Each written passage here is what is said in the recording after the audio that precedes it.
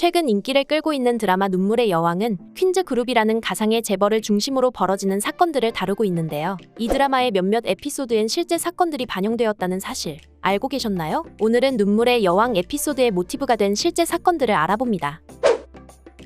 작중 홍수철은 할아버지의 팔순잔치에서 할아버지를 본따서 만든 만숭이라는 캐릭터 출시 계획을 깜짝 발표하는데요. 이 캐릭터를 이용하여 인형, 열쇠고리 등 굿즈에서부터 골프웨어까지 다방면으로 활용할 계획이라고 소개를 하였습니다. 이 캐릭터 발표는 가족들과 참석자들의 한숨 또는 비웃음을 자아냈는데요. 신세계의 정용진 회장 또한 부회장으로 있던 시절 제이릴라라는 캐릭터와 이를 활용한 다양한 상품들을 출시한 바 있습니다. 본인은 SNS를 통해 적극적으로 부인했지만 누가 봐도 본인을 빼닮은 고릴라 캐릭터에 이니셜의 J까지 빼박이었죠. 제이릴라는 고릴라, 만숭이는 원숭이를 캐릭터화하였고 제이릴라도 골프웨어를 출시한 적이 있다는 점에서 이 에피소드는 정용진 회장의 사업을 모티브로 한 것으로 보입니다. 뿐만 아닙니다. 홍수철은 작중에서 뉴욕 유기농 커피 브랜드 런칭을 실패하며 할아버지에게 큰 꾸지람을 듣는데요. 이는 스타벅스를 국내에 최초로 들여온 신세계에 대한 간접적인 언급으로 보여지고 정용진 회장 또한 홍수철처럼 사업 실패 사례나 해외 브랜드 표절 논란이 많이 있었죠. 그럼에도 홍수철의 어머니인 김선아는 홍수철을 가장 아끼고 밀어준다는 점도 매우 닮았네요. 정용진 회장의 여동생 정유경은 신세계그룹 백화점 부문 총괄 사장을 맡고 있는데요. 작중 홍수철의 누나인 홍혜인도 퀸즈 백화점 사장으로 등장하죠.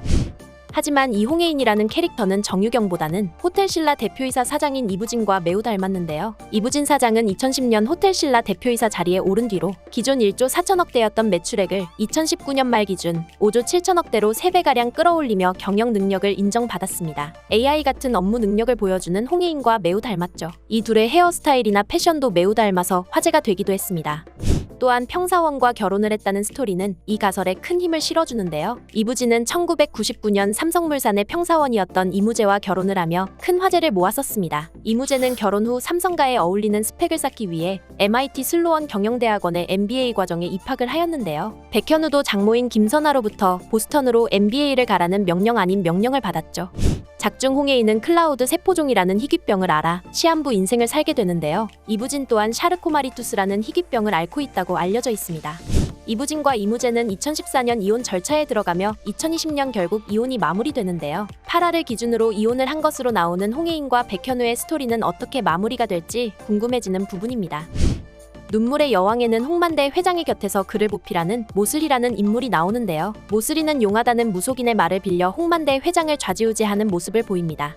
이는 최태원 회장과 김원홍 전 SK해운 고문과의 관계를 떠올리게 합니다. 김원홍은 출신이나 학력 등 그 배경이 알려진 바가 거의 없지만 언제부턴가 여의도에서 주식과 선물 가격을 족집게처럼 맞추면서 명성을 떨쳤고 이 때문에 신들린 무속인이라는 소문이 돌기도 했다고 합니다. 그는 그렇게 얻은 유명세로 최태원 회장과도 연을 맺게 되는데요. 상속세 문제로 고민을 하던 최태원 회장의 자산을 불려주며 신임을 얻었다고 합니다. 여기까지 보면 엄청난 투자의 귀재처럼 보이지만 2013년 SK그룹 횡령 사건이 터지면서 그 실체가 드러났는데요. 최태원 회장은 2005년부터 선물 옵션 투자금 명목으로 6천억 원을 건넸지만 돌려받지 못했고 김원홍은 해외 도피 중 대만에서 붙잡히고 맙니다. 무속인이라고 불리었던 점과 최측근으로서 신뢰를 얻은 뒤 사기 행각을 벌였다는 점이 모슬이와 매우 비슷하죠.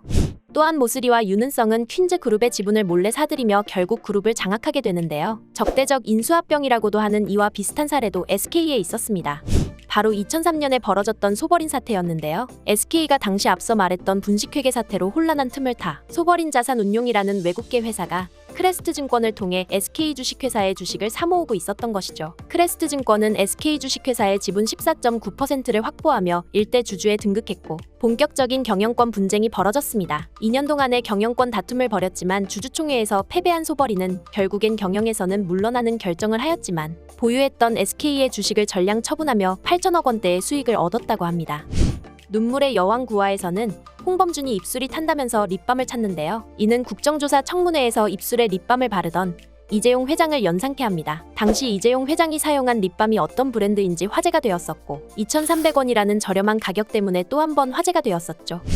10화에선 백현우가 징계를 받게 되며 사람들이 많이 다니는 흡연실 앞 허름한 공간으로 이동 조치를 당하는데요. 이 또한 현실의 사례를 가져왔습니다. 2017년 철강 제조 전문 업체 휴스틸은 부당해고에 대한 복직 판결을 받아서 돌아온 직원들을 화장실 앞에 책상에서 근무를 하게 해 논란이 되었었습니다. 이는 복직한 직원들의 자발적 퇴사를 유도하기 위한 비인간적 처사였죠. 오늘 이렇게 눈물의 여왕에 나왔던 에피소드의 실제 사례들을 알아봤는데요. 앞으로 남은 방영 기간 동안 또 어떤 실제 사례들이 등장할지 기대해보며 영상을 마칩니다.